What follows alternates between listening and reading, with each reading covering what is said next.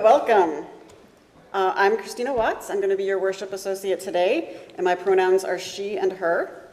As we begin our service, I invite you to silence your phone, close your other windows on your computer, take a deep breath, and center yourself for worship.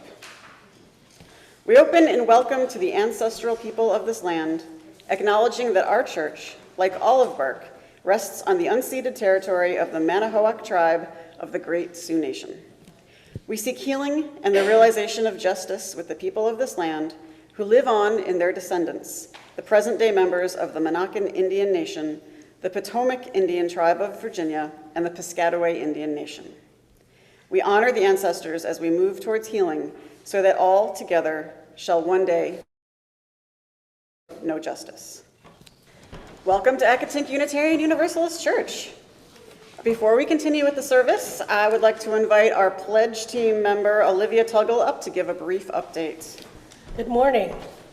Hi, I'm Olivia Tuggle. My pronouns are she, her. I'm part of the pledge team coordinators.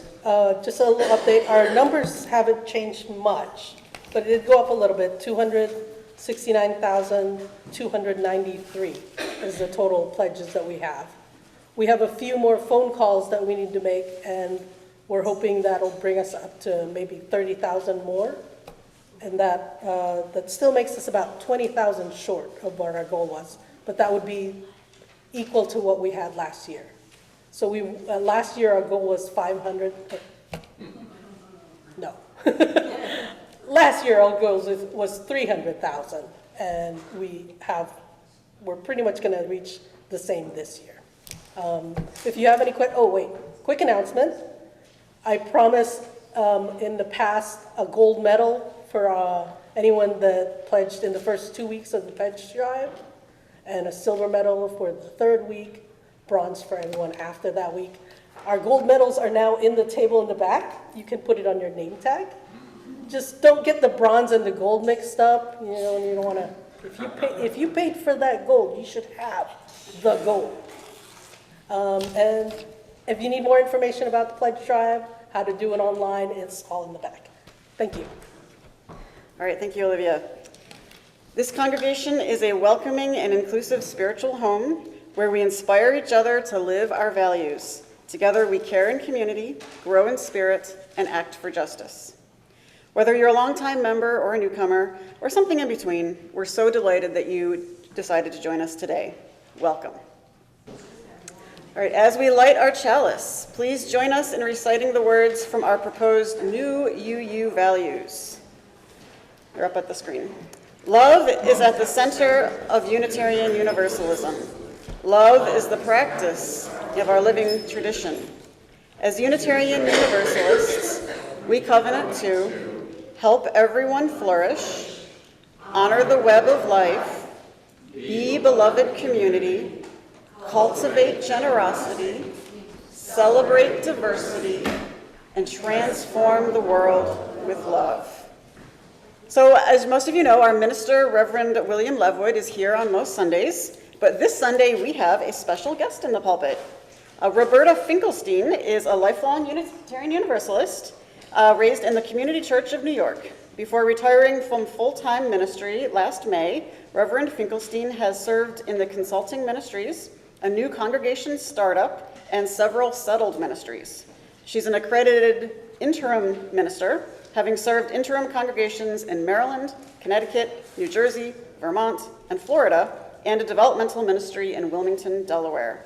So I'm looking forward to hearing her sermon later on in the service, and welcome. Thank you.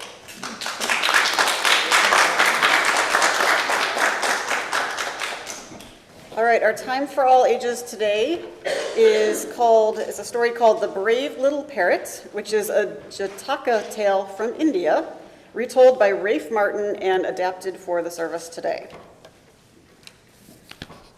Once, long ago, the Buddha was born as a little parrot. One day, a storm broke upon her forest home. Lightning flashed, thunder crashed, and a dead tree, struck by lightning, burst into flames. Sparks leapt up on the wind, and soon the forest was ablaze. Terrified animals ran wildly in every direction, seeking safety from the flames and smoke. "Fire! Fire!" cried the little parrot. "Run! Run to the river!" Flapping her wings, she flung herself out into the fury of the storm and, rising higher, flew towards the safety of the river. But as she flew, she could see that many animals were trapped, surrounded by the flames below, with no chance of escape. Suddenly, a desperate idea came to her, a way to save them.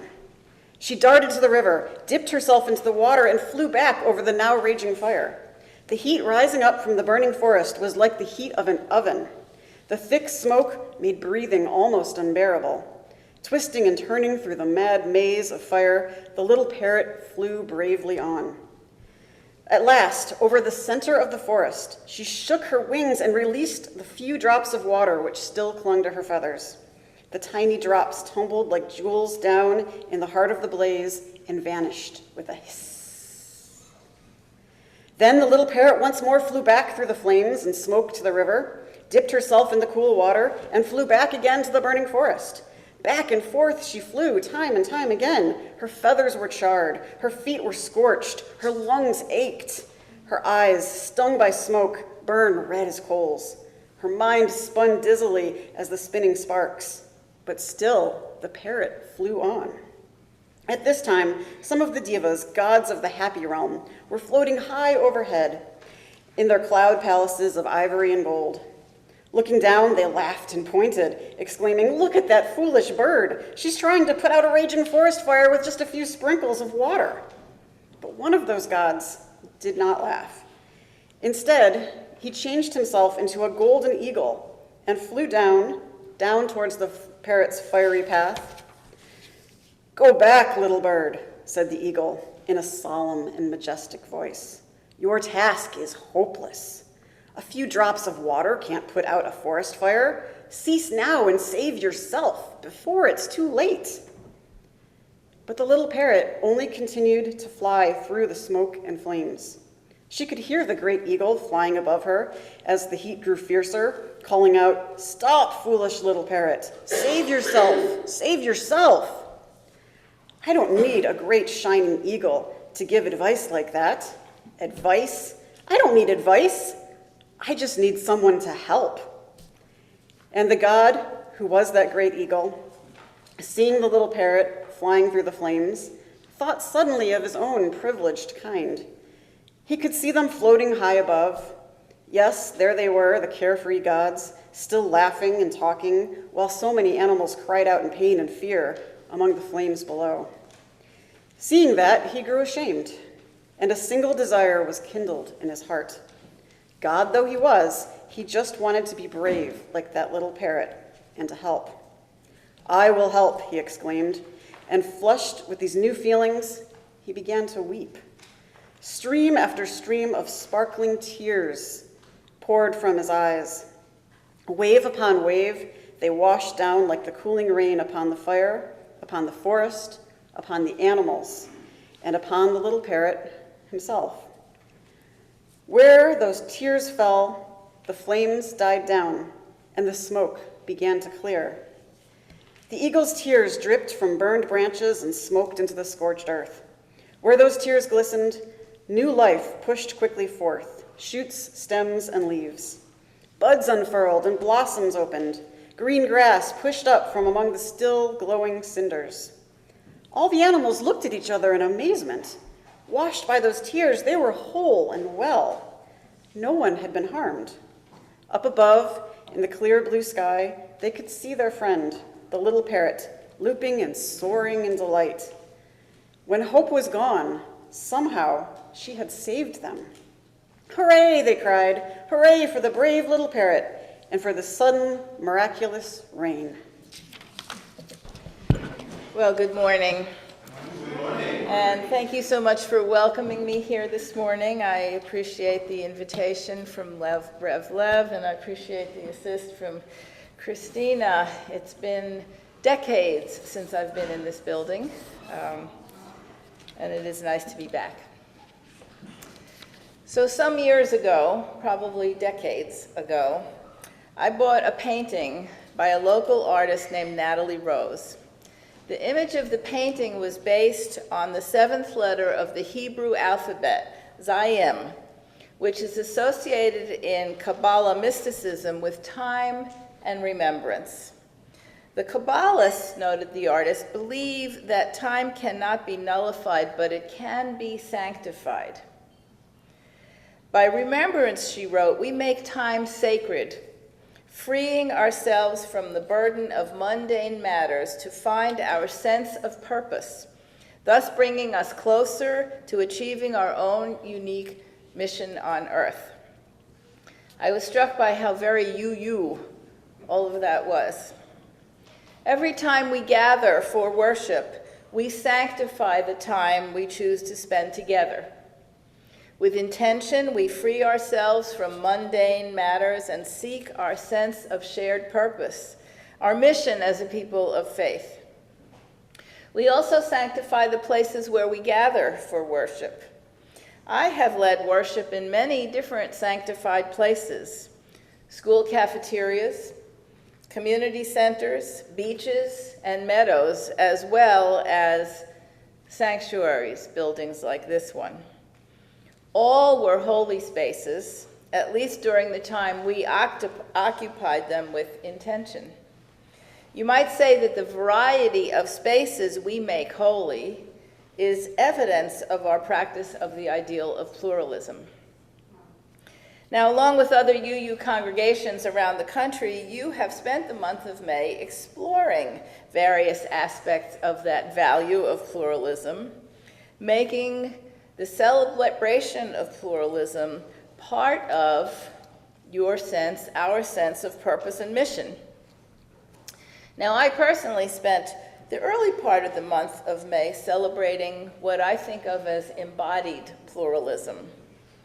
My granddaughters had just completed first grade OWL. OWL, the acronym for Our Whole Lives, our wonderful UU curriculum about human sexuality.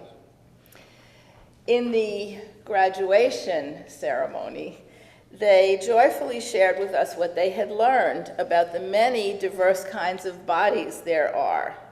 Different shapes and sizes and colors and ways of loving and ways of moving through the world.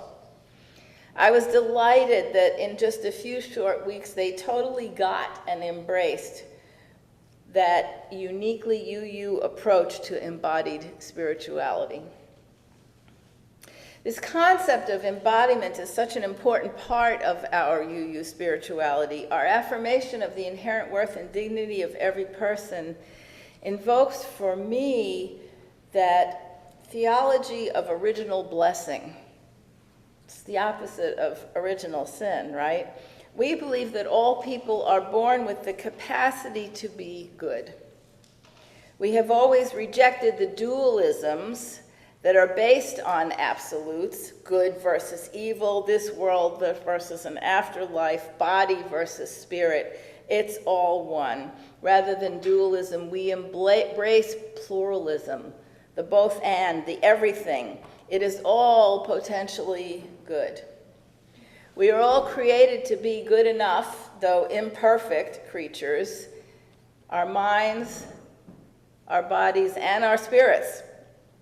The diversity of body shapes and forms, the many ways we are abled, the many creative and fluid ways that we engage our bodies, define our genders, and express our sexualities, the different ways that we love.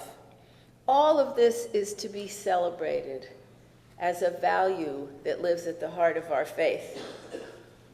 Once we affirm the unity of the physical and the mental and the spiritual, and once we affirm the goodness of the body itself, we inevitably had concluded that for us, salvation is a matter of how we are in this world at this time, rather than just what we believe or what we say we believe.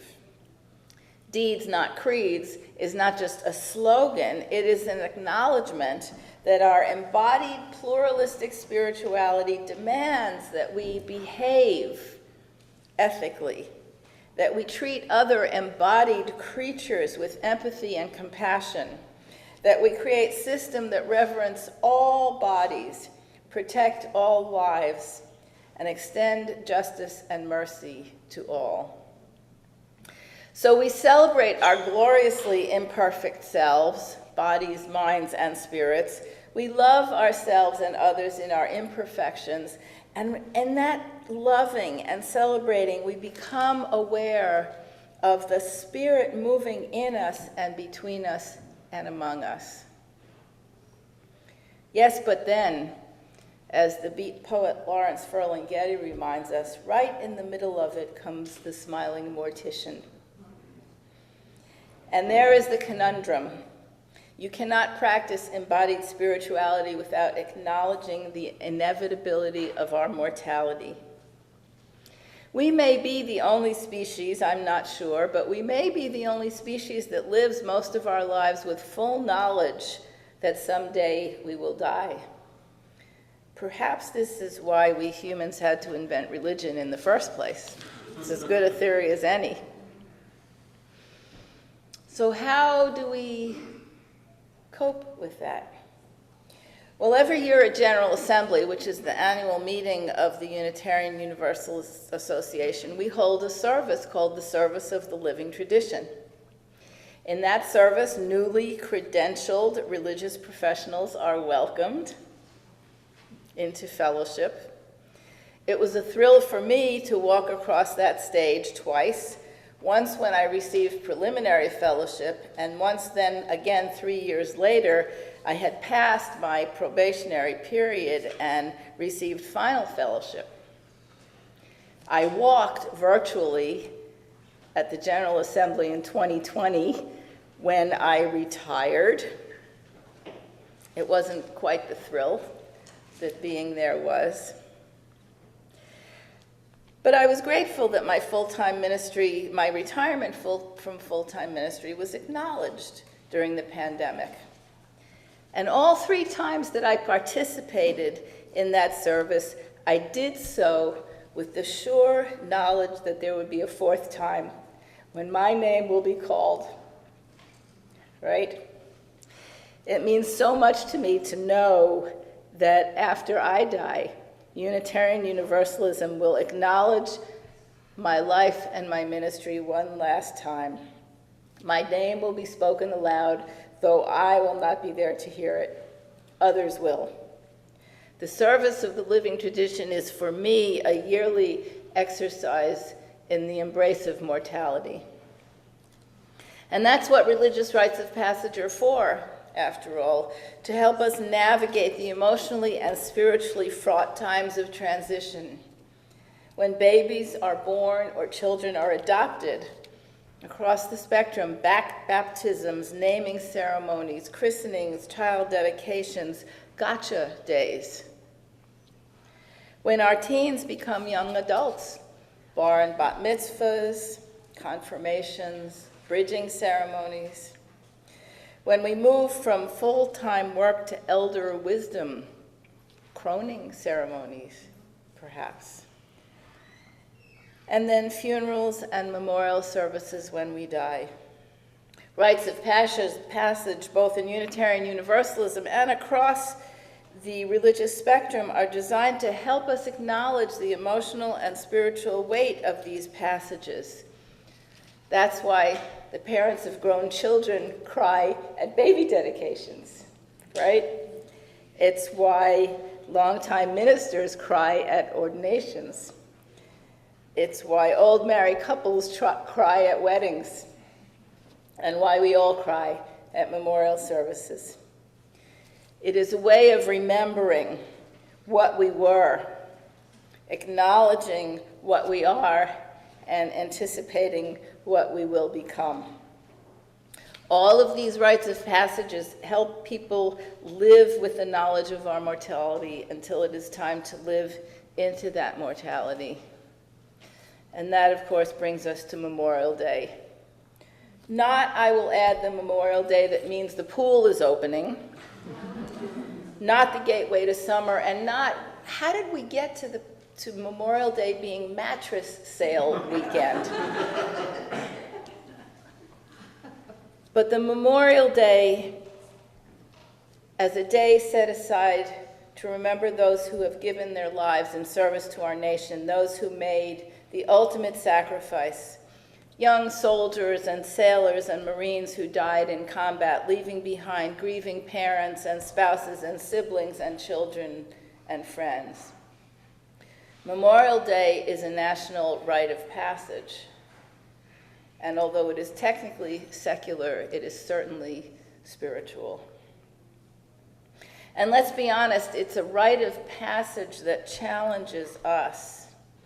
We, UUs, who celebrate the diverse forms of the human body, who say that our body is a temple, we say that we sanctify not just time, but our bodies as well. What can we say then about the practice of war as a method for resolving conflicts? Is it not the ultimate rejection of the spirituality of embodiment? War reduces the human body to a tool, a machine. We count victories and losses in terms of how many are killed, how many of them versus how many of us. The truth is, unfortunately, we in this world are very good at waging war. In recent history, human progress has too often been measured by assessing how good we have become at inventing bigger and better weapons. We have found ways to inflict pain and tear bodies apart with an efficiency that our ancestors could hardly have imagined. And while we Unitarian Universalists might aspire to a more peaceful world, we are not a pacifist religion, either historically or currently. Some of us are pacifists. Some of us are active or retired military. Some of us embrace a just war philosophy. But all of us, I hope, recognize the importance of a solemn and respectful acknowledgment of those who have died in service to our nation. It has always been somewhat ironic to me that the same systems that hasten the mortality of our young women and men then turn around and treat those mutilated bodies with such great honor and respect when they are returned to their loved ones. I've officiated at many military funerals here at Arlington Cemetery and at other military cemeteries in places where I have served churches. And the rituals are very lovely and moving. And I have watched on TV the solemn ceremony enacted over and over again in Dover, Delaware, as bodies are returned to American soil. The pomp and circumstance, the precision, the very moving choreography. And I have come to understand that the best we can do is hold in creative tension our wish to sanctify our bodies and our need to honor and respect the bodies of those who have died in war. But even as we celebrate, if you will, Memorial Day, we say our spirituality of embodiment calls us to seek peaceful solutions to all conflicts. We wish for and work towards an end to war, an end to the use of weapons of mass destruction. Even as we enact these solemn ceremonies, we look forward to a time when these solemn ceremonies may no longer be necessary. Unless you think that it is somehow heretical to suggest praying for peace on the day set aside to honor those who have died in war, here's what the U.S. Code says in part about Memorial Day, and I'm quoting, "The last Monday in May is Memorial Day. The President is requested to issue each year a proclamation calling on the people of the United States to observe Memorial Day by praying according to their individual religious faith for permanent peace." Praying according to their individual religious faith for permanent peace. There is that creative tension, the both and. It invokes for me a more ancient piece of code. These words will probably be familiar to you. For everything there is a season, and a time to every matter under heaven, a time to be born and a time to die, a time to plant and a time to pluck up what is planted, a time to kill and a time to heal, a time to break down and a time to build up, a time to weep and a time to laugh, a time to mourn and a time to dance, a time to cast away stones and a time to gather stones together, a time to embrace and a time to refrain from embracing, a time to seek and a time to lose, a time to keep and a time to cast away, a time to tear and a time to sow, a time to keep silent and a time to speak, a time to love and a time to hate, a time for war and a time for peace. To honor the true intent and meaning of Memorial Day, I invite us to now sanctify this time by speaking the names of those known to us who have given the full measure of devotion to our nation. If you know of someone who died in military service, I invite you to say their names out loud or whisper them or simply hold them in your minds and hearts. And I begin with the name of Robert Blanchette, who died in Vietnam.